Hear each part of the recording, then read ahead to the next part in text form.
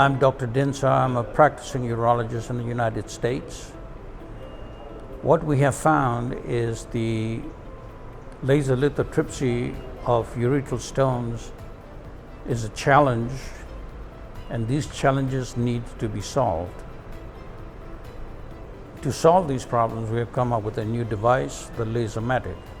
The basket is specially designed to be able to work either as a stone extraction device, but it also has anti-retropulsion mechanism.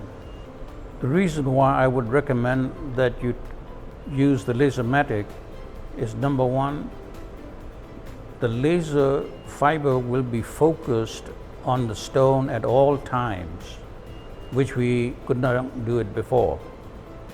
The second thing, we do not need a separate device to prevent retropulsion. And the third reason is, if you are using it just as an extraction device, and if you should get stuck, you can just insert the laser fiber through the laser port and then break it up and then take it out.